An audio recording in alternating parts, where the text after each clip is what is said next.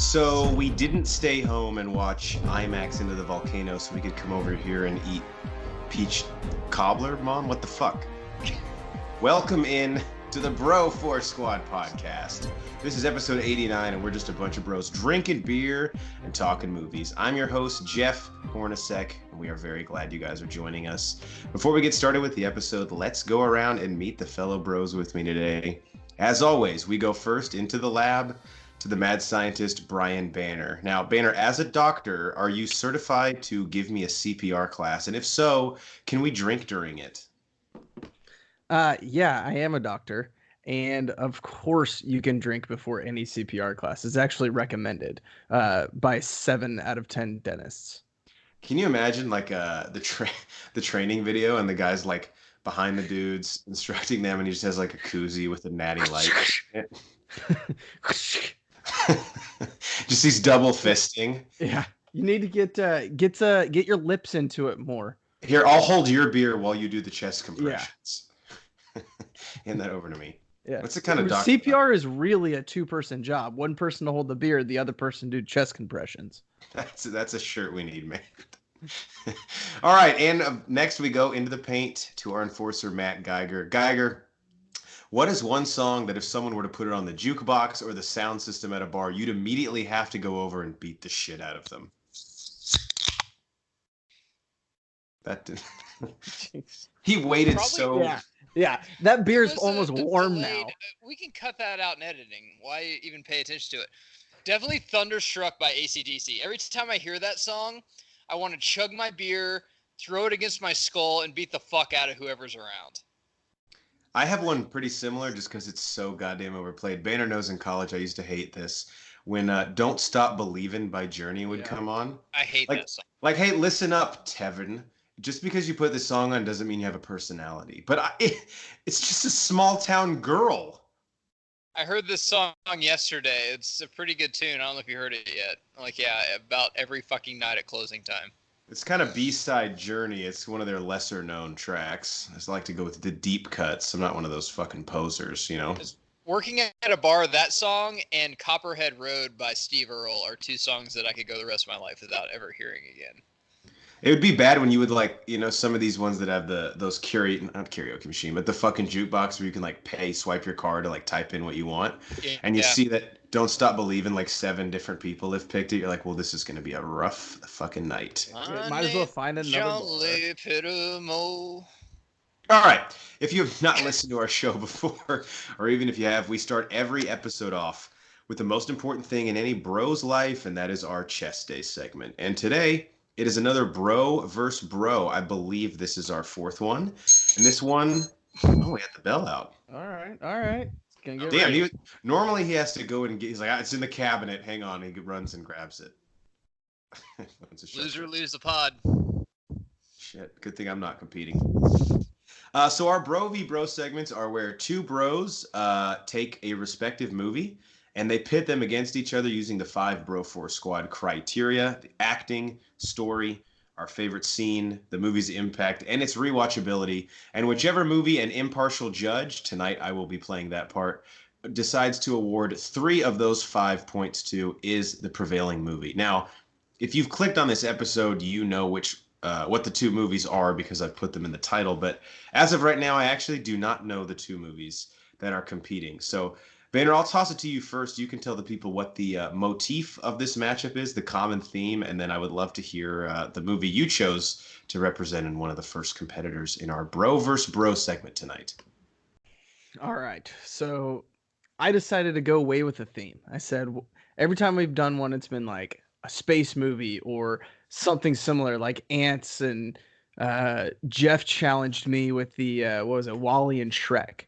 So let's go away from themes. So all I told Geiger was pick a movie that was released in the year 2002. So any movie that was released within that year is on the table. I don't know what movie I'm going up against. Matt doesn't know what movie he's going up against. And like Jeff said, he doesn't know what's about to happen. So my 2002 movie that I picked that Jeff is going to be watching later because that's the movie that he's going to pick is Catch Me If You Can. Wow. That's going to be tough for Matt to argue against because he fucking loves that movie. I do. After you Banner- guys, real quick, after you guys say the ones you picked, if in case I was going to be one of the ones competing, I'll tell you the movie that I chose, which is Banner, I was scared of this because this is one of my top 5 all-time favorite movies. And as our fans are frequently trying to find their phone and exit out of the porn they were looking at before they clicked on us to see what movies came out in 2002, I will let you know that Gangs of New York also came out in 2002, but I knew if I picked that, I'd have no chance because it'd be Leo versus Leo, and Catch Me If You Can, even though Daniel Day-Lewis was in it, did a fantastic job, is no match for Catch Me If You Can. So I decided to go a different route because I know Jeff. Let me And guess. I picked... Triple X. No. Oh, all right. I picked 8 Mile wow. as my movie that came out in 2012. Matt, my fucking palms are sweaty, my knees are weak. You got Jeff, I don't know what's on your shoulder there. It looks like some spaghetti. Did you vomit all over it? Or... Yeah, my mother made it before this. Okay. Oop, there goes Rabbit, you know. Wow. Banner's already down in a quick hole. He's like, are we just gonna have a casual conversation with all the lyrics of Lose Yourself before this? I was enjoying myself. So Matt, if I were to compete in this, I was gonna do a Walk to Remember with Shane West and Mandy. I saw that too, but that's also too easy. Yeah. And a commentary needs to happen on that. I was gonna say that one's on the list of commentaries that's gonna happen. Every so. category, my argument just give Banner a chance for the fans. So my argument for any category just would have been the main character's name is Landon Carter. So point to me. All right. This is great. Catch Me If You Can versus 8 Mile. Damn, this is gonna be interesting. All right. How does this happen? They're both like historical movies or like what are they called? Like good. Both based on true cinematic events. history is how it happened. I looked at 2002, and obviously we weren't going to do like the big tentpole films. I think A Lord of the Rings came out, a Harry Potter came out, but that was a really and Attack of the Clones came out. Yeah, so we'll have to do we'll have to rank. I mulled over that one once I saw it. I did too. Like, next, please. I almost wanted that just because I wanted both of you, Matt, to say, "Wow, Banner beat me with Attack of the Clones," and Jeff goes, "Wow, I just picked Attack of the Clones." If you said Attack of the Clones, I'd feel like I'm playing the Miami Dolphins right now. I'm like, well, this is a bye week. Okay, rest my starters. I wouldn't have picked that movie. I hate sand, man. It's so coarse and it's rough and it gets everywhere. Okay, the first point in the Bro v Bro, the 2002 heavyweight battle between Catch Me If You Can and 8 Mile is the acting and the cast. Geiger, we'll let you go first. Why should 8 Mile win this point? Jeff, I already know you know the main people, but I'm going to ask you, what if the second hottest chick from the Batman franchise, first is Nicole Kidman, and the other black dude from the Avengers franchise and the greatest actor in Man of Steel all were like fucking B-plus actors in this movie? What would you tell me? Michael Shannon, Anthony Mackie, and Kim Basinger are I actually believe this is Anthony Mackie's first film appearance. Yeah, as Papa Doc. Kim Basinger does a fantastic job, and Michael Shannon is in it. Who does he play again? The guy that beats up Kim Basinger, like the. Oh yeah, he was in the same grade as Eminem, and then he fucks his mom. I mean, who hasn't seen that? And then also, and this is no joke, man. Eminem can act. He's actually really good in this. Allah, he's playing himself, and this is a borderline story about how his life went. It's not script by script, line by line, but this is kind of how he got noticed and everything. Dr. Dre is not in it. And also Brittany Murphy does a fantastic job in this. Like, hey, we need a chick that's hot, but trailer park hot, kind of trashy. He's like, stop me there. Brittany Murphy is on her way to fucking set. Omar Benson, who's also in Ballers and other stuff, is in it. But man, there's actually a pretty good cast. Exhibit's in it. There's some good rappers. Obi Trice. Mekhi Phifer, right? He's like the main. Mekhi Phifer is Future. I just know him from the Lose Yourself lyrics. Yeah, this is no movie. There's no Mekhi Phifer. We'll get to the soundtrack later because Banner doesn't have like a chance in that. Well, good thing But, soundtrack isn't a fucking I'll, category. I'll tie it in. Don't you worry. You just stay I already tuned. know how you're gonna tie it in. With this cast, man. Honestly, everyone plays their role, and this movie, you think 10, 15, what the fuck? This isn't even 15 years. How long ago is this? This is really, I remember 17. seeing this 7th grade. But way down the line, if you rewatch this, Jeff, it's very well acted and very well cast, actually. It's a very serious story that should be taken seriously. Banner, I throw it to you. So you don't think check fraud is something that people shouldn't take seriously? In 2000, I mean, what are they calling me and getting my credit card? I don't understand what. I mean, there's more than one thing in life we can take seriously, so I think we're good. All right, fine. Jeff, this movie has Academy Award talent all over it, and I know you're a fucking sucker for that. Leonardo DiCaprio, Tom Hanks, Christopher Walken, Martin Sheen. That right there. Amy Adams with braces. Yep, a young Amy Adams. Jennifer Garner. Damn it. Matt, whose side are you on? Yeah. She's in the movie, and she's. You forgot Thanos' dad. Isn't James Brolin in this? He is. So is Elizabeth Banks. Oh yeah, Elizabeth Banks is bank teller. So is Ellen Pompeo, the chick from Old School and Grey's Anatomy. She actually has a big role in it. Who's Brolin play? It says Jack Barnes. Isn't that his? Oh, yeah. I think. Yeah. That's his. The guy he works with that fucks his wife, Walken's wife. Okay, yeah, that's right. Banner, keep going. Oh no, you're doing great. I should just do this for you. Yeah. Damn it. I think telling the other team your play call. Yeah. Running left. But that talent right there, as well as 8 Mile may or may not have been acted, you can't degrade all of these great names and great performances as well. This one's really tough because the cast for Catch Me If You Can is very, very tough to beat. But the performances in 8 Mile are really good and really powerful. So as a judge, I have to weigh that into consideration. What matters more to me? And as close as it is, I think I have to go with 8 Mile. Jeff, what? Yes. I was going to say you've lost a ton of weight since your rib injury. I just wanted to let you know you look pretty good. Thanks. Someone brought me this really good spearmint tea that helped with it. But the thing with me with cast, dude, I was just so surprised by Eminem's performance in this. Like, I know Geiger did preface it with like, yeah, he's kind of playing himself, but like, who knew he had that in him? And maybe it's kind of it's not an indictment, but like, I expect that from Walken. I expect that from Leo. I don't know. It's pretty very disappointed close. he hasn't done any other roles besides he was in that Rogan movie, Franco movie, but he was just playing himself in that where he said he was gay. Oh yeah, the interview. Oh yeah. I thought Eminem could win an Oscar. Like he is a legit actor. But he is really good. Like the chick in high school who doesn't get attention from the quarterback, doesn't that make him fucking cooler because he like doesn't care about acting, even though he's like good at it? He's like, yeah, whatever. I don't know. So this one's really close, but I'll go 8 Mile gets the point strictly for acting because cast Catch Me If You Can would have had it, but it is a dual category. Great arguments by both. All right, story and plot. Banner, we'll let you go first. 8 Mile's up 1-0. All right. Well, this one is based on a true story. It's the year of the doc. Might as well go back and watch almost a documentary, right? What? I thought there was a documentary on the guy that you were going to mention. I was like, oh shit, they did his research. Yeah, I'm sure there is, but we all know I didn't do that much research. That's okay.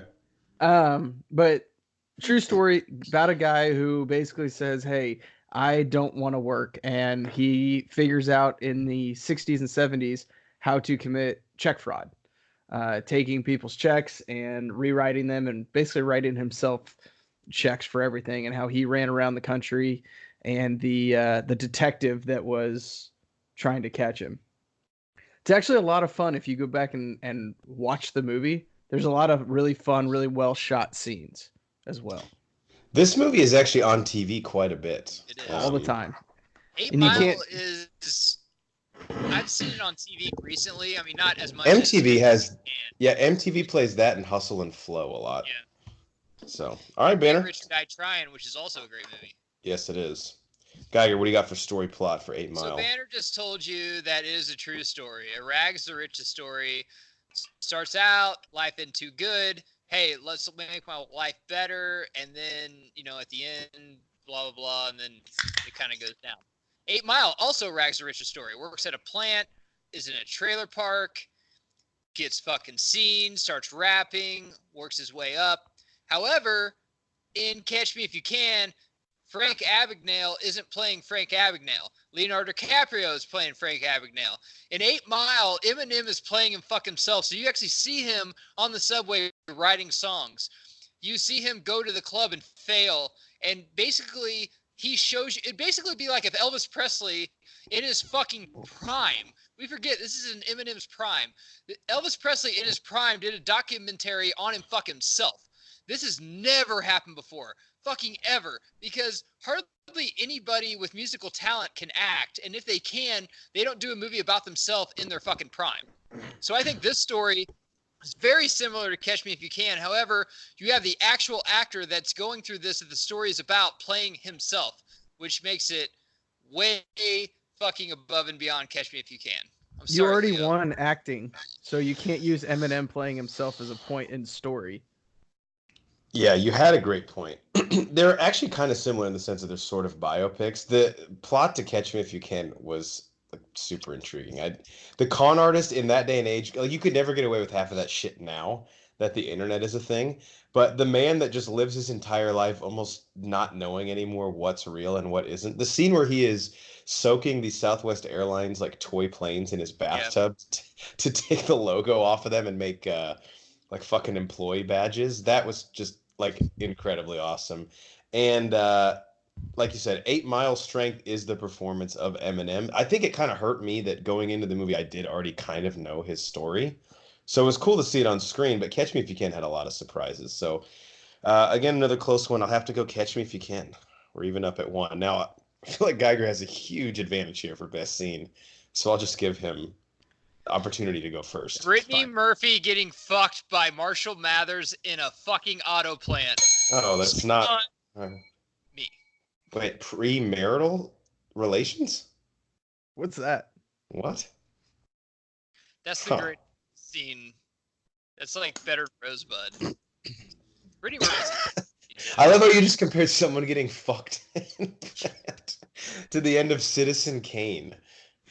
You know how much I love trailer trash chicks with like split ends and like the dye job was like 4 weeks old. You married a preacher's daughter. It's a great scene. Oh God! Only on the Bro Force Squad podcast would we compare a sex scene to Citizen Kane. Is that where you're actually going to go with? You're not going to go with the rap battle? More than Brittany Murphy getting fucked? All right. Banner to you. Matt's like using his curveball in a 3-2 count. I don't even have to go with the rap battle. Brittany Murphy getting like that was like. Remember when we were in 7th grade and we saw that? It was like, dude, this is porn, and we didn't have it on our phones yet. And we're like, we don't even have this. Isn't even scrambled. This is great. Yeah, I mean, it wasn't in like that like leaky black and white that you would get like HBO real sex in when you weren't supposed to. I guess I just can't leave you with that. It still might win, Banner. I mean, he went with the nostalgia factor, and I was like, "Fuck that!" I do remember that. Yeah. He's pulling on your heartstrings. I'm gonna go with the scene where Tom Hanks's character literally catches Leo, and Leo spins it and convinces him that he's a detective. Remember that scene? Yeah, I thought you were gonna go with the scene with Leo and his dad. Nope, I don't need to. I don't need that great scene to beat Matt. See, actually, the scene I love is whenever he gets away and Nat King Cole, that Christmas song is playing, and he sees the daughter, and he realizes that his mom has another fucking life. He shouldn't care about him anymore. Do you remember that scene, Banner, when it's like snowing? Yeah. That scene, I was like, wow. I was like, first off, I love that song. That's my favorite. I love Christmas music, man. I will go to the driving range and play Christmas music on my headphones while I'm hitting on the fucking driving range from November to December. And that is my favorite Christmas song. And that scene I really thought tugged on my heartstrings too. So we all think that all these movies have different best scenes than we think they do. Well, another one I thought of that's really good in Catch Me If You Can is when he's pretending to be the doctor and that guy comes in like basically dying and needs surgery and he Did it kick her? realizes yeah, and he realizes like maybe I'm in a little too deep for like the first Or time in when the movie. Amy Adams gets her braces off and she like messes up his hair and is like making out with him. That's right before that scene. Geiger has he keeps gravitating to sex. You dog. Man, this is tough because I feel like neither of you guys went with your ace on the mound. It's like a game 3 in a We division. didn't have to because we thought it was a one-game playoff. We're getting ready for 7 games against the Yankees. We're going to Yankee Stadium for 3 fucking games. I guess I'll have to go Banner for Catch Me If You Can, just because he didn't try to appeal to my 14-year-old me with a porn scene. You like All the right. rap battle the best? I At the do. very Yeah. end? Yeah. The way that it shot from behind him, looking at the crowd, I just Yeah, thought that it's was really good. fucking It's cool. fantastic. All right, Catch Me If You Can is it's still early, up 2-1, and now we go to impact on pop culture or any impact the movie had. Geiger, to you first. Banner, you think I'm going to go with it here or later? Doesn't matter. I mean, dude. He basically has impact on pop culture. We grew up as 90s kids, grew up with good movie. It didn't have to be a good movie, just a movie soundtrack. This soundtrack was fucking amazing. Let's us forget what this soundtrack brought us. It brought us 50 Cent. This is the first time 50 Cent has ever been on a fucking album. This brought us 50 Cent G-Unit because Wankster was on this fucking soundtrack. What? So that could be good or bad. I love 50 Cent. Get Rich or Die Trying, that was a great fucking album. Because it went from Eminem to 50 Cent to then like Kanye to then Lil Wayne. But this was a fucking revolution.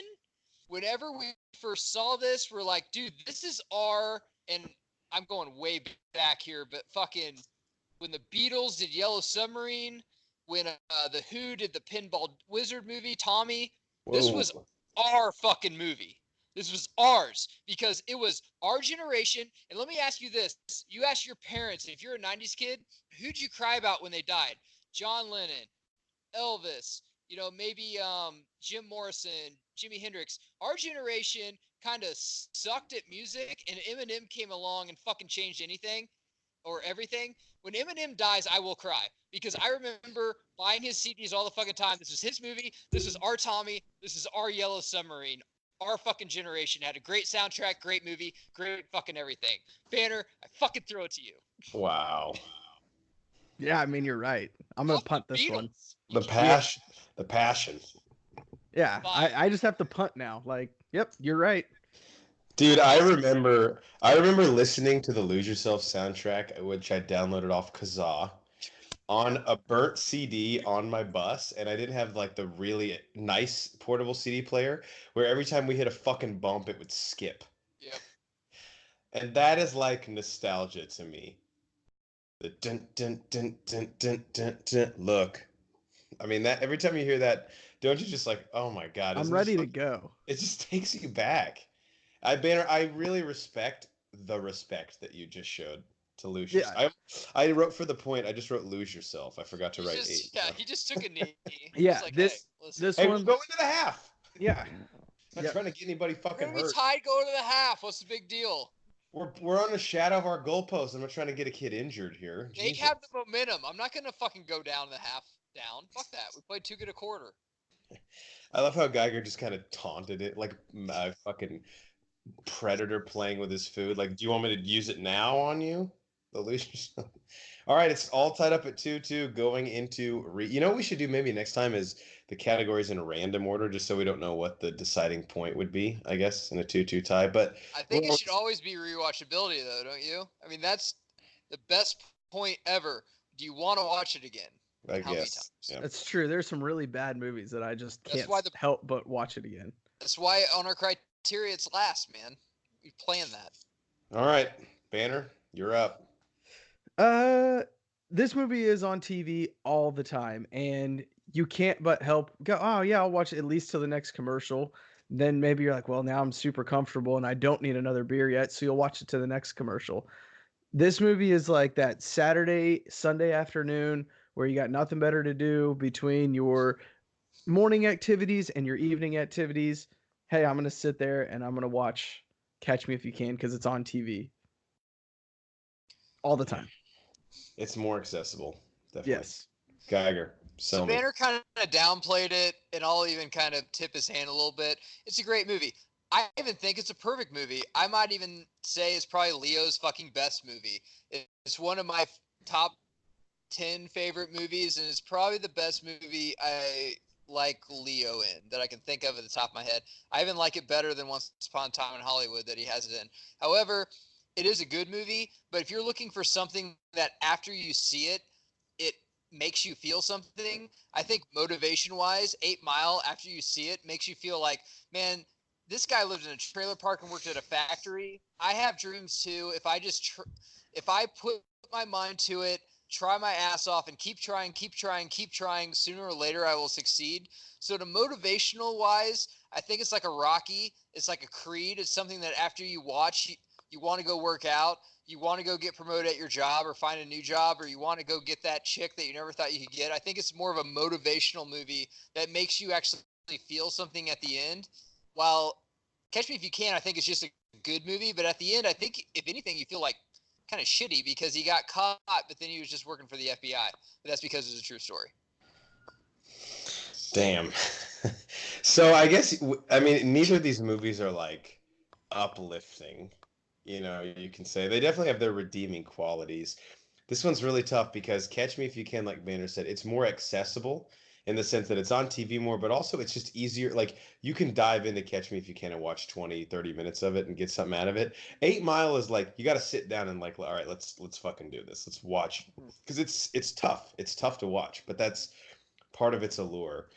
And I feel bad because darker or like more emotional movies have it's just inherently like they're harder to rewatch, right? Like stuff that affects us like that, it's tough to go back and rewatch.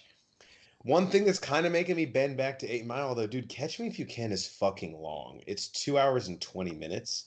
8 Miles is under 2 hours. So like if you said we have to sit down and watch a whole movie and that one's almost 2.5 hours, it's a little bit more difficult, but I think I have to go Catch Me If You Can here. Just 8 Mile, its biggest strength is also a weakness in rewatchability because it fucking kind of chokes me up and it affects me, and I don't want to do that to myself all the time. Just letting you know, as you said this, I already contacted Cycling, and we were going to object and then probably go to a court of a higher power. And also, it was my fault for underestimating my opponent because I thought Banner was going to come with Lilo and Stitch or something fucking like that. I never thought he would come out guns a-blazing with fucking Catch Me If You Can. Was one of the Shanghai Noon or Shanghai Nights movies that year? Because he probably would. Remember the time Banner thought Shanghai Nights was actually Shanghai Noon? It was one of the lowest moments of the podcast, and YouTube almost just said, "Hey guys, I don't know if we can have you on here anymore." But I believe Banner's quote was, "Guys, Shanghai Nights came out that year," and one of us goes, "That's the second one," and he goes, the second one. "I withdraw the statement." Only fucking like the Western one. Never mind. They go The to Western English. one is good. Once we said that, he didn't even try to fight it. He's like, "Okay, I got it. Cool. You're right. You're right. I have nothing to fight about." He That was learns a good to- battle, though, man, for sure. That was great. That was So a fun each one. week- I each like that they week were King both. wins. How does this always happen? Like we literally did not plan that, and they're both similar like genre of movies. How the I fuck s- does that happen? I'll say this. I don't know if the fans want to see it, but I really want to see a bro v bro that we score 5-0. Like someone just gets their fucking ass beat in. Banner, what was the second movie you were thinking of? I had a few on the table. I thought about doing Attack of the Clones, but I went away from that. Triple X and Die Another Day. Okay, I thought Sometimes whenever they I do. saw 8 Mile, I'm like, Banner might do this one. I really thought, because we all think alike, I'm like, he might do this one because actually he has a really good cast and it's a pretty good fucking movie. I actually saw that one and I was like, there's no way that Geiger's not gonna pick that. I love Eminem. What do you want me to say? I'm a sucker. 2002 was deep. We need to do like a top 5 list It or was, something. yeah, it was. 2002 a lot needs of to be on the next bro off. Yeah, there's a lot of stuff to think about for sure. Yeah. Is it 2002 is some- like, give me your best month. I'll put it up with my worst. Well, 2002 is interesting because I think if you put like the big summer blockbusters up against like its summer blockbusters, the ones that made the most money are actually like some of the shittier movies of the year. Really? I just thought with Brittany Murphy I had it because like I thought it had like the Brandon Lee Heath Ledger thing going. I was like, well, she died, so I'm just gonna give him the point, but I didn't get that. So Yeah, I I guess it's love it. weird. It's weird because you just went with the sex. I mean, it's good play. It's knowing your audience. It's like It's the like only play we have here. it's like we just keep running stretch right. Well, yeah, because we have Barry Sanders. I'm not going to do something dumb. Guys, I just want to real quick. 2002, 1, 2, 3, 4, 5, 6. Okay, at top 6 movies, only one of them is not a sequel. Damn. You have Lord Wasn't of the there a Rings. Minority Report in there? Yeah, it wasn't one of the top movies though. It was 10 on that list. But Lord of the Rings, The Two Towers, Harry Potter and the Chamber of Secrets, Spider-Man is the only one that's not. Attack of the Clones, Men in Black 2, and Die Another Day. Die Also, did you Another guys know Day. that Signs was distributed by Disney? No, that's That's interesting. insane. Die Another Dude, Day was what I totally ended. forgot she was married to Ashton Kutcher. Just married. I fucking totally forgot about that. He's fucked Brittany What Murphy, Demi planet are Moore, you now on? fucking Mila Kunis. Were they married when she died? No. Interesting. All right. Well, on that light note, let's move on to our protein shake, where we go around and talk about what's in our cup, also known as what have we watched lately. All right, Banner. I know you and I not that everyone has shit going on, but I didn't get to watch anything new this week. So I have 4 things and they're all saved up from the previous week. I just didn't talk about them. But Banner, I'll let you go first. If you have a larger protein shake than normal, feel free to chop it Nope. in half. I got 2 things I'm going to talk about. One, it was actually after we potted last week. You sent us a text and said this movie was on Netflix, so I immediately went and watched it. Superbad. Always a fun go backer to go watch. Go backer to go watch? What the fuck is that? Banner, let me jump in real quick because I want to get Geiger's opinion on this. So we talked about streaming services and how we're going to have to start making some decisions. And I know I mentioned that I don't care as much about original content as I do movie libraries. I want to get each of your guys' opinions. Is adding comedies like The Breakup and Superbad enough to be like, okay, if this shit's going to keep happening, then I'll stick with you? Or is it more original content? Matt, sorry to derail your Banner, but I don't think it's original content as much as TV shows for me, because these movies I either already own, I would just have to search for them, or I would illegally download. It's harder to illegally download TV shows. Hulu right now has Saved by the Bell, Step by Step, Family Matters, Drake and Josh, King of the Hill, South Park. Like, I'm like, dude, that is 4 months for me watching shit. A movie is one night. TV shows are more important to me, and then original content. If you come out with original TV shows or original movies. good point. Except for the Drake and Josh part of the point. I love Drake and Josh. Yeah. You would, Banner. Thank you, Banner. It's a great show. Yeah. Banner, what do you think? I'm sorry to cut you off. I just thought of this and was like, No. what are your guys' opinion? For me, I'm a sucker for, I'm going to call it multiples. So I don't like the one-off movie. I like the where there's 3 or 5 or 10 or a TV show that has multiple seasons. I really don't like watching shows that only has 1 season in it. So that's a contributing factor.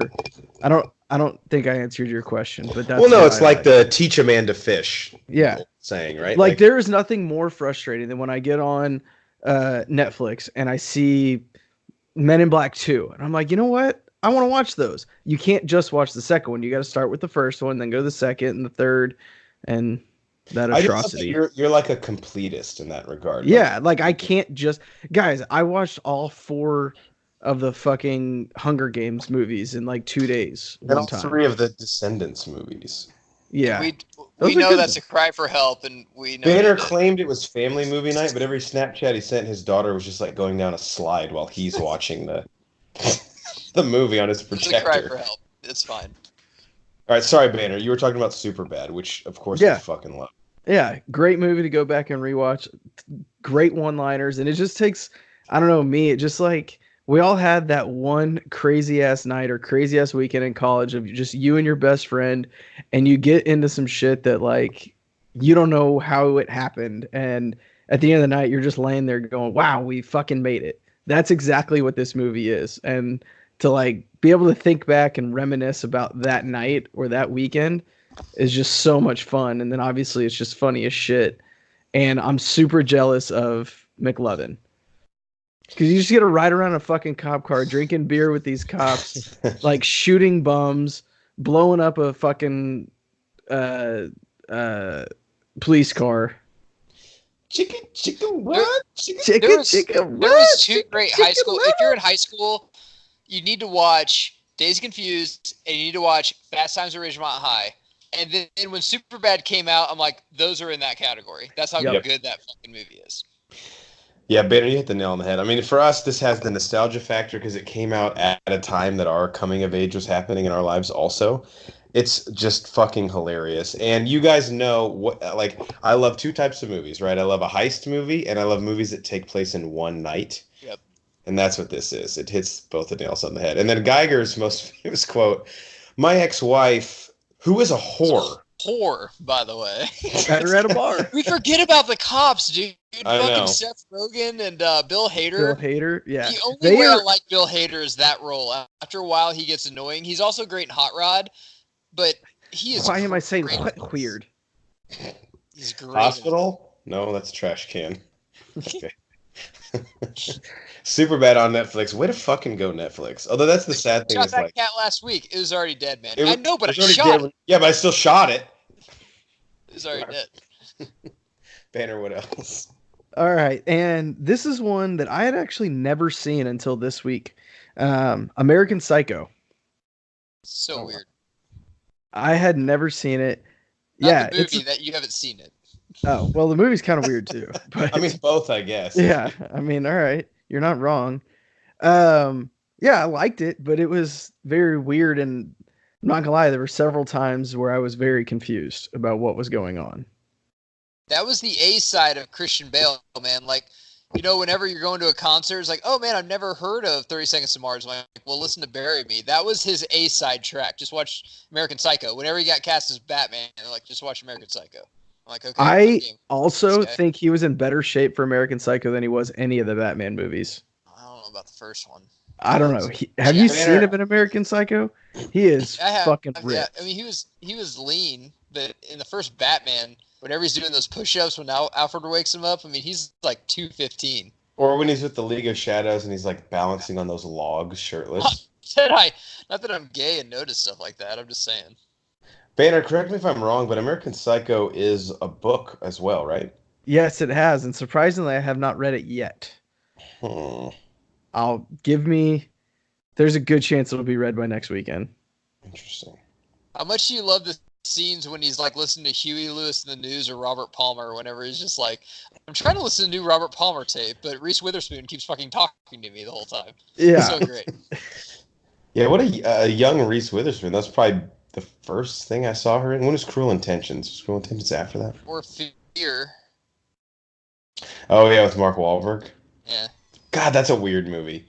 It's a great movie. How did she not get typecast as just like the chick who gets murdered or has like crazy ex-boyfriends? That's the movie that needs to be on Bro vs. Bro because that's a great movie. I might rewatch that movie tonight. That's a great movie. Hey, Reese Witherspoon, I'm gonna be overprotective for an hour and a half, okay? Reese, what you do, okay? Why are you talking to that guy at a 7-Eleven, okay? Well, I had to get gas, so I... Oh, okay. All right, I'll do 2 of my 4, and then I'll toss it to Geiger, and I can round it out. So I watched a comedy movie called Going the Distance with Justin Long, who I think is so underrated comedically. Like, he fucking cracks me up. Justin Long and Drew Barrymore in a rom-com. And it's actually pretty good. Christina Applegate's in it, Jim Gaffigan. But what makes this movie, and I've started to realize this, in romantic comedies, is the guy in it, and even the girl in it, but the guy's friends in the movie, right? So, like, what happens in Vegas? Ashton Kutcher's friends are Rob Corddry and Zach Galifianakis. Like, old school, which isn't exactly a rom-com, but there's definitely a romance at the center of it. Like Vince Vaughn and Will Ferrell, his 2 friends, make the movie. And in this movie, to my knowledge, this is the first time these guys were together on screen. This is a 2004 movie, but Justin Long's 2 friends are Jason Sudeikis and Charlie Day. And no way, that's crazy. Yeah, they're hilarious in it. And like they're scene stealers the entire time. And I definitely think this is, as I'm starting to say now, worth a poke. How'd you watch this? If you don't mind me asking. I think it's on Netflix. I don't Okay. think I used nefarious means to get it. I think it's on And what Netflix. was it called Oh no, again? it's on HBO Go. HBO. Going the Distance. It's pretty Going good. since. I All right. really really like it. And it's All like an right. hour and 35 minutes. I Give me highly 10 recommend minutes. it. Is I'll newish? Newish? 2004. Okay, because Justin Long hasn't really done much lately. Right. It's Well, weird. that's why I was saying, because obviously they did the Horrible Bosses movies, and I think they might have even done one other thing together. But Jason Sudeikis and Charlie Day on screen together. Yeah. This is me. Oh yeah. Maybe we're like, we should work together more often. And Charlie Day, of course, plays his classic Charlie Day character, and Jason Sudeikis plays classic Jason Sudeikis. Jason Sudeikis' character is growing an abnormally long mustache because he wants to bang 45-year-old women who remember their old boyfriend from high school who had a similar mustache. That's like his. He's That's his fucking thing. Olivia Wilde as we speak right now. So Probably. One other thing I watched that I will bring up before my last two, and I tossed it to Geiger, was I watched one of the shittiest movies I've ever seen. If we're talking holistically, like directing, cinematography, script, and definitely the acting, the movie Paycheck with Ben Affleck and Uma Thurman, Paul Giamatti, Aaron Eckhart, directed by Ang Lee. God, is Ang Lee the most fucking over? Okay, you did Crouching Tiger, Hidden Dragon. It's not that good. Your Hulk movie sucked. I know Geiger might disagree. Paycheck is a fucking I wanted to gouge my goddamn lost eyes out. all of our Asian subscribers. Well, just talking right now. I mean, Lucy Lou's hot. No, they're in. They're back. Tiger not that good? Unsubscribe. Okay, well, and now we lost the few that were left because that's a very racist interpretation. This movie is absolute dog shit to the point where I need you guys to see it too. Ben Affleck, the guilt that he should have felt cashing the actual paycheck he got from the movie Paycheck, I can't even describe it to you. I mean, mailing it in doesn't even describe it because it's not like he didn't try. He did try to make the movie fucking suck. He was purposely awful in this. And Uma Thurman, Uma Thurman has two speeds. She has Pulp Fiction and Kill Bill. I guess when she's with Tarantino, and then she has Batman and Robin and Paycheck, where you're like, how are you an actor? That's true. Is she in any? Does she give a good performance if Tarantino isn't like just kind of showing her? She's like the Bill Belichick of getting like shit out of just kind of decent performers, I guess. I don't know. Well, this wasn't the Matt Castle season. This was like, I don't even know what the fuck this was. This was horrible. I almost want you guys. It's two of the worst acting. Like Uma Thurman and Ben Affleck are the leads. The story makes. I know it's based on a short story. The story makes no goddamn sense at all. And like there's massive plot holes, like egregious ones. And her performance, it's not even overacting. It's just like I work at a middle school, and our drama teacher would be like, "Oh no." We saw that. I mean, it's an abomination to film. And I gave it, I think, half a star on Letterboxd, only because you have to give it at least half a star to write your review on it. Like you can't submit it, otherwise it assumes you're not rating it. So I'm like, oh no, it needs to be rated. It needs to be rated. What is it on Letterboxd? Or the public. That's a good question. Let me look it up real quick. This was on, I DVR'd it on HBO because I have like a few months of a free trial. And I was like, the premise seems interesting. I won't even get into what the premise is. It's really fucking stupid. I love when you see movies like that. It's like, these are good actors. Why have I never heard of this movie? I have a fucking podcast that we do movies. And after halfway through, it's like, this is why I've never heard of this movie. Because it's terrible. I guess I owe Ang Lee an apology, but also this is going to make me sound more racist. But John Woo directed it, so Woo, Kenny Woo. It has a Jesus Christ, Geiger. What? It has a 2.6, which I guess now Letterboxd can no longer be trusted because that's even me. God damn it! Now I'm upset because I had to talk about Paycheck. I want you guys to see it, especially Geiger, because I don't want a commentary on it. I just want a microphone on your couch while you react to certain scenes. Fucking bad this film is. All right, Geiger, what's in your protein shake? So if any of our Asian listeners are still with us, if they're LGBTQ, maybe they might click off or they might subscribe. I don't know. Because Geiger I don't do what Banner and Jeff does. I'm with the kids. I'm fucking hip. I have Instagram and I crush ass. So Grammy, if you know what I'm saying. You don't But have an Instagram. but I watched the roast of Alec Baldwin on Comedy Central, and I have some opinions. First off, comedy-wise, it's as good as any roast I've seen, and I'm a roast connoisseur. I fucking love roast, which is probably something I've never expressed on the podcast because I don't think I've ever got a chance to really talk about them. This is as good as any roast there's been. I know there's been some that's weak. I'd put it up there with, top 5, top 10. The reason I want to talk about it is Caitlyn Jenner was on it. And I want to say this. If you, and I don't care if you're transgender, if you're an athlete or running for president, if you put yourself on a high pedestal, you got to be willing to take some grief and take some jokes and whatever. And she did this, and my was this where Blake Griffin roasted her? Was that what that was from? Yeah, but that was everyone roasts obviously, there's every roast you've seen. There's an easy target, and it's never the person getting roasted. It's someone that's sitting right there is like, this person's gonna get fucking destroyed. And it was Caitlyn Jenner, and she took it. And when she's up there, she's like, "Hey, listen, sometimes you gotta throw shade, and you just gotta take it, man." It's like, but I'm still an inspiration, and my hats are off to her. I wasn't really for or against her. I'm not transitioning. I don't really understand it, but the people that are doing it, I really don't care. But when you do it, you got to be able to make fun of yourself. If you take yourself too seriously, just like Franco said during his roast, you destroy yourself. And this is coming from someone that when I got married, I have a roast of myself for my bachelor party. So my hats are off to Caitlyn Jenner. She took it like a champ. She was funny. The jokes were fucking hilarious. Jeff, there was a couple jokes. De Niro was up there, and one girl said, so De Niro has a new movie with him, Pesci, and Pacino that's 3.5 hours long. What is it? Just you guys trying to take a piss?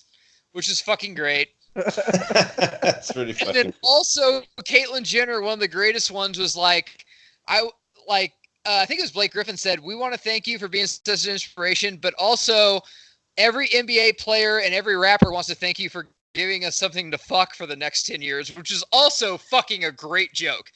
But there was a lot of jokes that were absolutely fucking hilarious. And it was a great roast to see. And also, I'm just glad that it's such a touchy subject.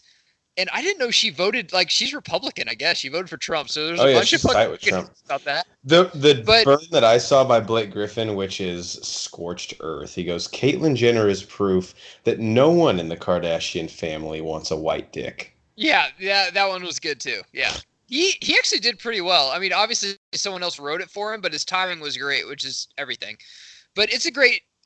Listen, man, I love roast because a Republican was sitting next to Caitlyn Jenner was sitting next to fucking De Niro, and a transgender person was sitting next to an African American person. I mean, we all just need to get together and laugh. That's how our world needs to basically tilt on its axis. So I thought it was very well done, and it was a very fun watch. And last thing I want to say is I just started watching this because it was on Comedy Central, and I started watching on Netflix. And comment below if you think I'm wrong, but there is no better comedic season ever than Office season 1, and I'm almost done with it. It is the greatest television show season 1 that's fucking ever. That's not even in my top half of seasons of The Office, because I don't even think it hits. Michael Scott isn't even Michael Scott till season 2 at least. Go rewatch season 1. I did. I literally just did the other day. The diversity, the Halloween episodes on there, his birthday episodes on there, where Kevin gets skin cancer. I don't know. And he gets mad at the hockey rink. Yeah, that's good. But dinner party.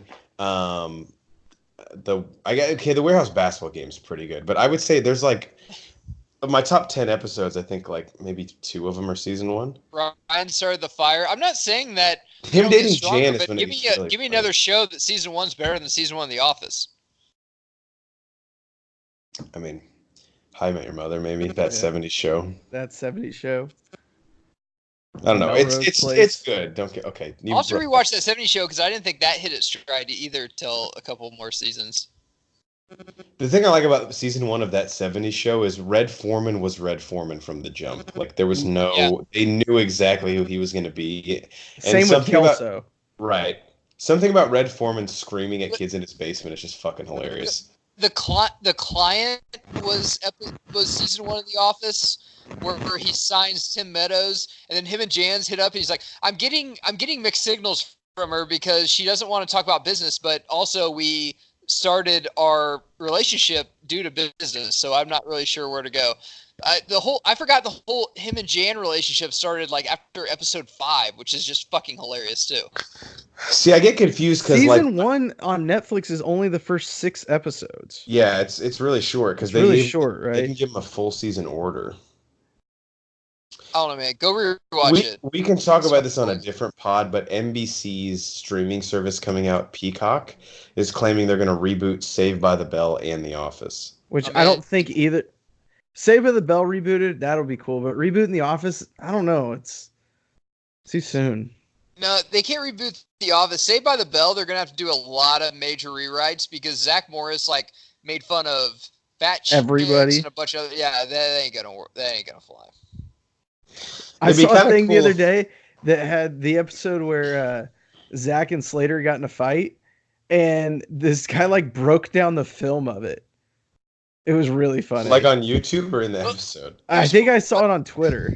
There's one episode, Banner, where they had like a auction where you can buy your prom date, and it goes to charity. And this Wendy chick who's really overweight bought Zach, and then Zach just pretended like he had an injury and he couldn't go to prom the whole time. I'm like, damn. Because of an injury? And then there's another one where Zach was like, oh, this girl's really pretty. Look at her picture. And then she was in a wheelchair. I was like, you're in a wheelchair. I don't know if I can deal with that. Yeah, I don't know how that'll go in today's youth. Oh, I know. Poorly. That's how it will go. Do you have anything else? No, that's it. All right. I always love how you bring, you watch movies and TV shows, obviously, but you always bring something. I try to do something current, but dude, that roast, man, it's good. And Jeff Ross is on it, so just did Kim Basinger or any of his ex-wives or his daughter come to roast him? His daughter roasted him, and it was fucking perfect. And she's like, the only difference between you and my mom is she has an Oscar, which was fucking great too, because Alec was pissed about that. Did they talk about that psycho voicemail he left? Yes, Jeff, that was brought up every fucking time. It was that was so great. You little shit. You answered that. I was like, dude, what if she's sleeping or in school? He says, you inconsiderate little pig, because that was brought up a lot of times too. You gotta watch it. It's fantastic. I was kind of scared because I'm like, is Comedy Central gonna go with a snowflake? No. It's just like any roast you've seen 10 years ago. It's perfect. Dude, I would never agree to go on a Comedy Central roast because they're gonna get the best of the best. Or if they don't, whoever they get will have great fucking writers. The one chick, she was from Sabrina the Teenage Witch. She was Joan Hart? No, it wasn't Sabrina the Teenage Witch. It was one of her moms. But she was really funny too. You'll know her when you see her. I'll have to check it out. I'm interested. Mainly because he also doesn't seem like that. He would laugh on stage, but when they get backstage, he's like, why the fuck did you say that? I forgot he got kicked off a plane for not turning off his cell phone, and they fucking railed on him for that too. He's such a psycho, dude. God damn it. It's great. That voicemail, though, it's almost like it's too easy, right? You got to try something. If I'm writing my material, they do it. They do it pretty well. Okay. Go to YouTube and listen to the voicemail before you watch it. Oh, dude, I almost know it by heart. Yeah, he just fucking rips on it. I had to pause it to re-listen to it. I'm like, oh yeah, I forgot he said that. Okay. Okay. Last two things I watched, similar to Banner's first one in Superbad, The Breakup, which is just one of our most quotable movies of all time, was on Netflix. And somehow when I rewatched it, it was Gary on the kick drum. Come. Gary, come. Thurman loves that scene. A rap tap tappy, rap tap tap, ps. One thing I loved too was our boy Carter Verone. Cole Hauser is his brother in it. Yeah. Psycho brother. So things I want to do. Do you cut?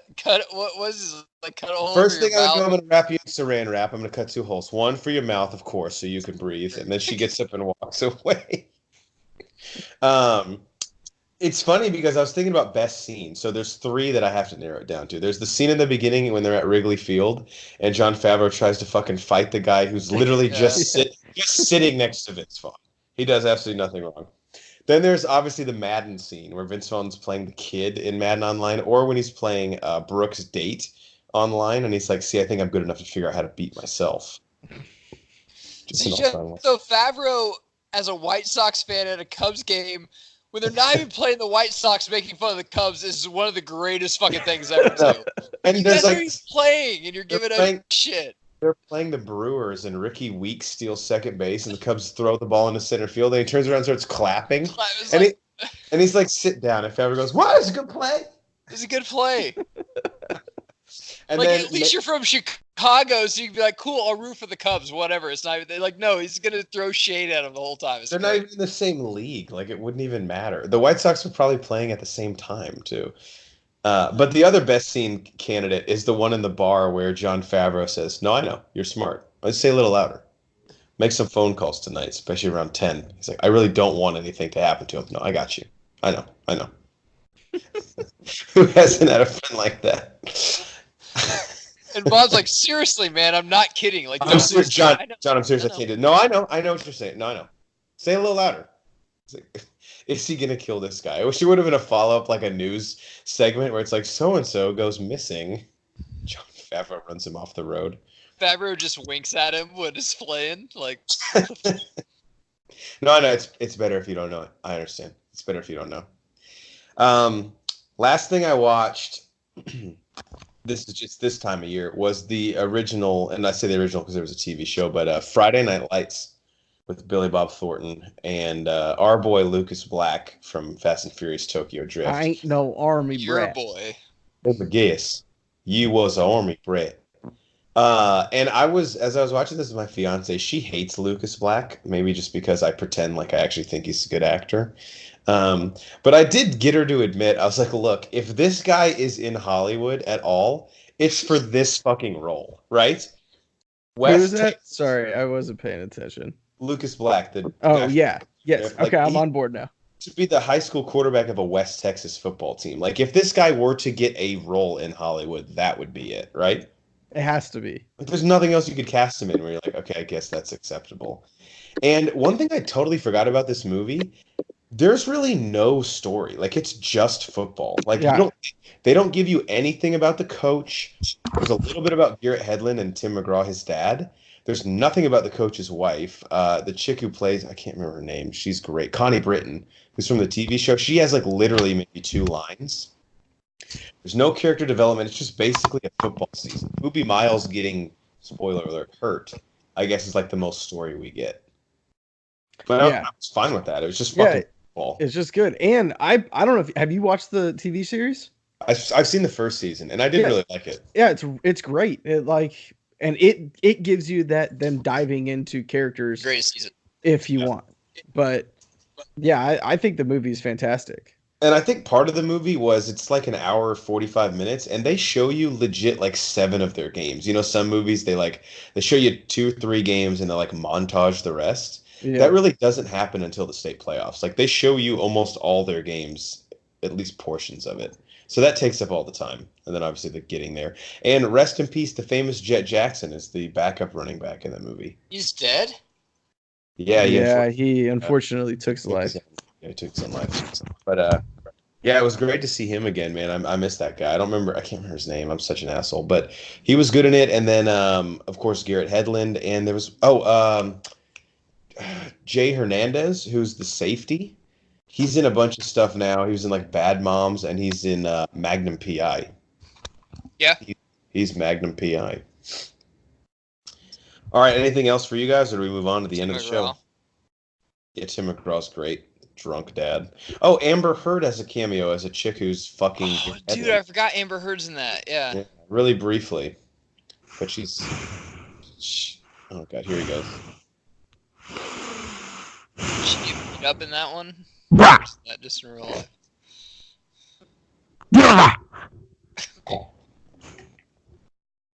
That sounded like Saber. Okay. That sounded like Sabretooth sneezed. Like, Wolverine version or X-Men version? Let's go X-Men, the first one where he doesn't talk, not where he, but 30 years before is like the smartest guy in the room for Yeah, some okay. reason. All right, that brings us to Do You Even Lift Bruh, which is our question and answer segment where we dig up a question from around the internet and we talk about it on our show. And our question tonight comes to us from Sean Young at Sean Young 19, and he asks, "What is the one film you try to like, but there's just too much wrong with it and you can't get behind it?" Mine was Hellboy. Now, Sean, I wasn't very familiar with the graphic novel of Hellboy. I know the first one has a pretty big cult following, but the subsequent sequel and the reboot people fucking hate. So I'd be tweet back at us if you can, like your thoughts on it. I haven't seen the first one in a long time, so the shit that bothers you about it, I would actually love to hear because that's a pretty interesting one. Geiger, we'll go to you first. What's a movie that, as many times as you try, it just there's a mistake So, in it or something that fucking pisses you off? so he's talking about the Ron Perlman one, right? I believe so, yeah. Yeah, I'm kind of with him, man. I'm not really for that anyway. But as a comedy fan and as a dry comedy fan, some of my favorite movies are Spaceballs, Airplane, Basketball. I don't know what the fuck the deal is with Napoleon Dynamite. I just don't think it's fucking good at Wow, all. that's a great one. I don't think it's good at all. And I'm saying even in high school when people were like, this is one of the greatest dude, I loved Reno for 911 Pedro. when it came out. Reno 911, every fucking thing they said, I'm like, this is so dry, so stupid, I fucking love it. I love stupid, dry comedies, but I don't get this at all. I think it's fucking terrible. I don't think it's funny. I think it's just basically like you don't even have to be stoned. You got to be almost like on cardiac arrest, like halfway to dying to actually think this is a good movie at all. It's bad. It's bad. It's just- I don't like John Heater. I don't like Pedro. Yeah. I don't like any of it. I think it's stupid. I'm kind of with you, man. I would say it's so dry that you could watch it and like not know where the jokes are.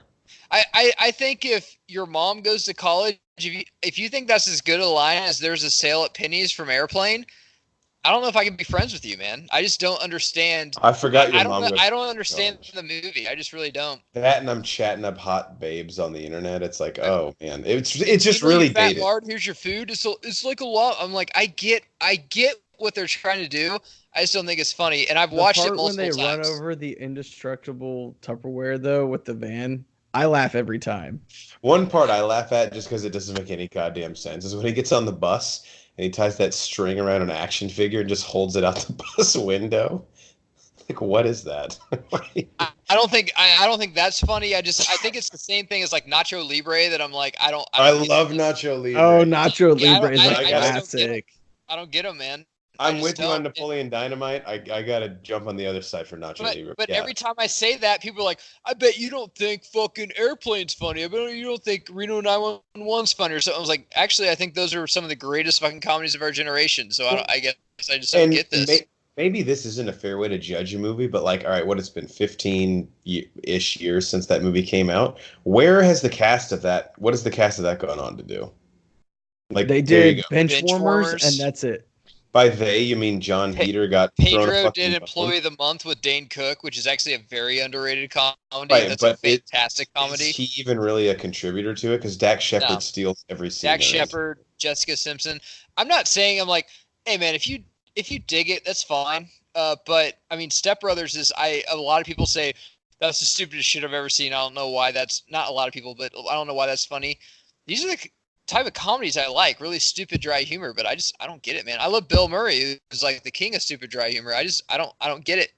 And also with Step Brothers, and I mean, of course, we love that movie. I let it off with a quote from that, but you and I almost think Derek is the best part of that movie. Yeah. So. I think every single line of Step Brothers is the greatest comedy quote I've ever heard in a movie. Every fucking line is fun. Every single fucking line. Oh man! All right, Banner. You know what my movie is, so I'll let you go first, and I'll top this. So mine, as I said earlier in the show, I like series, and there are a ton of people out there that think this series is the best, if not one of the best. And I'm not going to disagree with it. I try so hard, and I want to like this and get into this so much. I just can't. I've watched them all once, and I've checked it off the list, but that's the Lord of the Rings series. It's Good like, one. So yeah, it's like, surprising.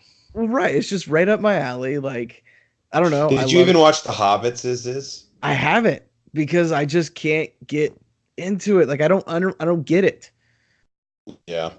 They're, I Is don't there know. an? It's not like it's not fantasy because I feel like that's too general because that could even be like Harry Potter. But is there like Middle Earth type genre? Is there a more specific name for Yeah, I that? don't 'Cause I feel like know. that's kind of polarizing too.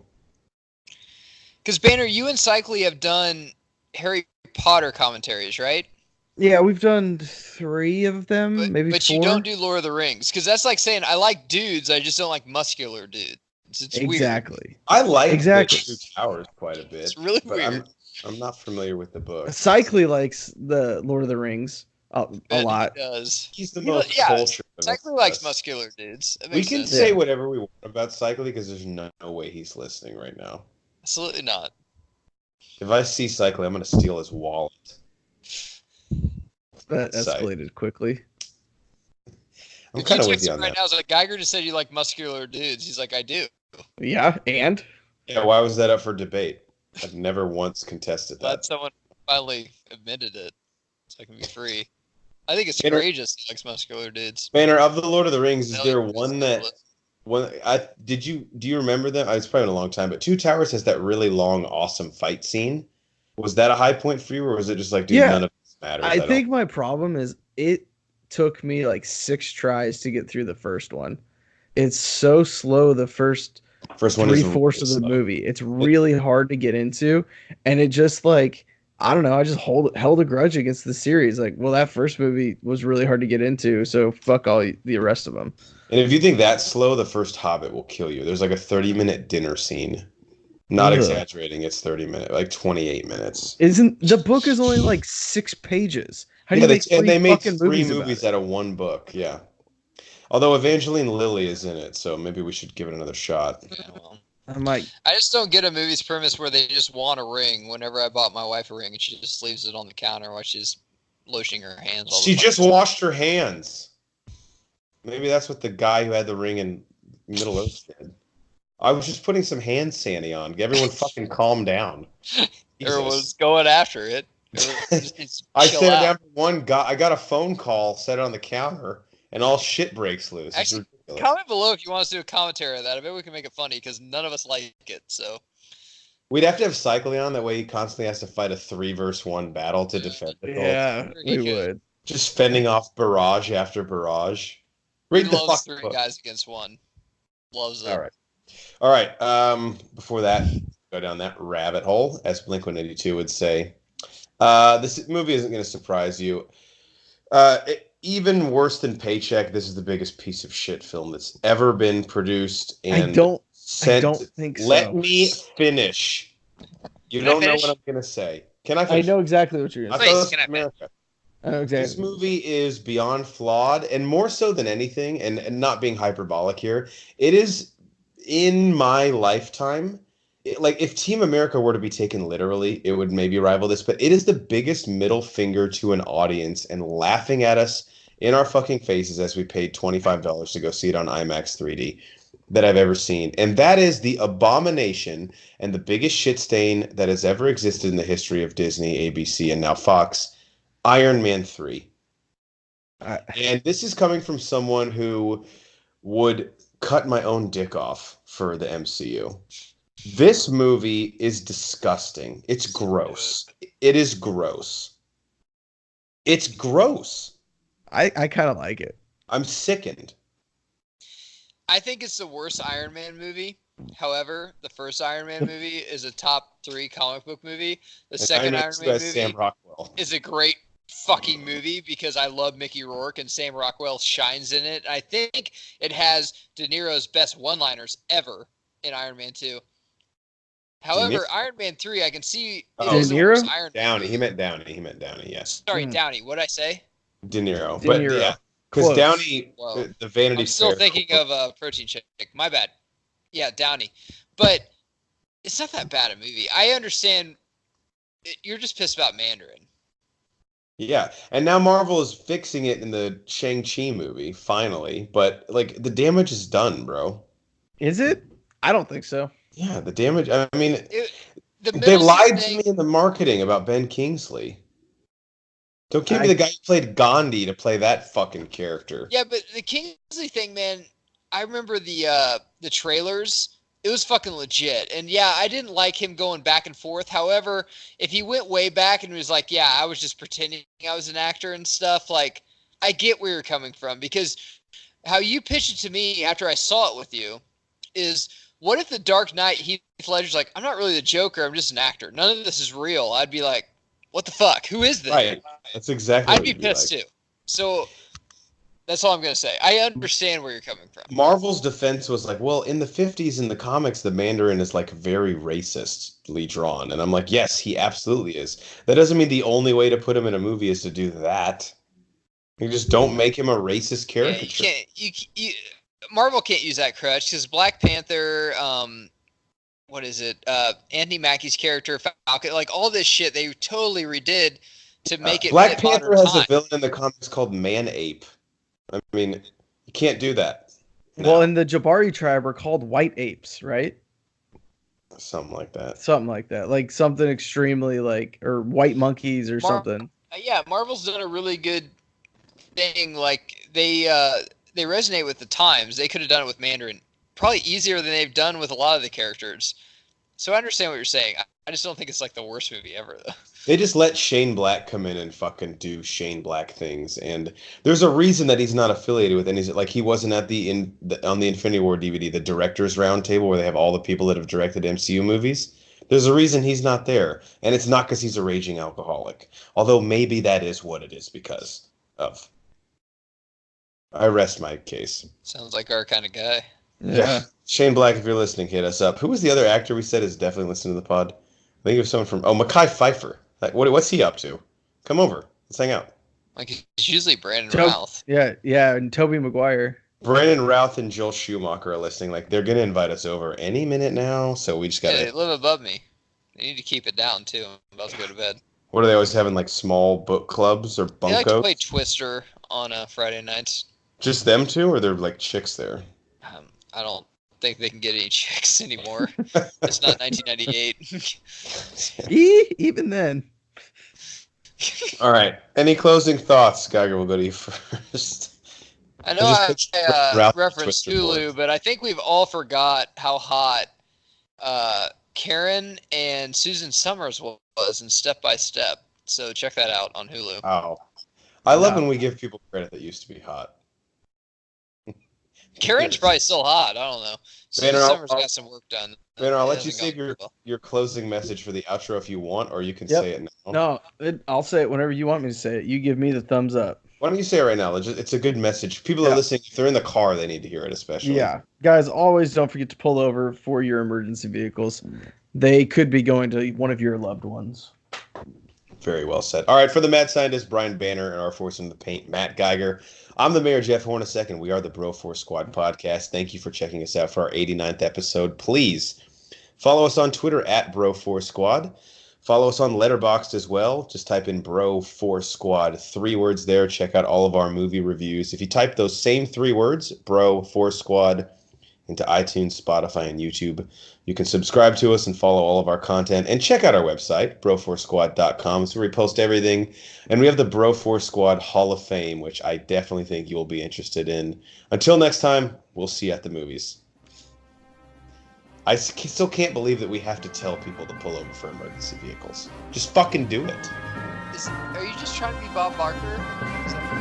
We're down this path now. It's- Yeah, I mean, it started as a joke of me being Bob Barker, but then I actually found something that I like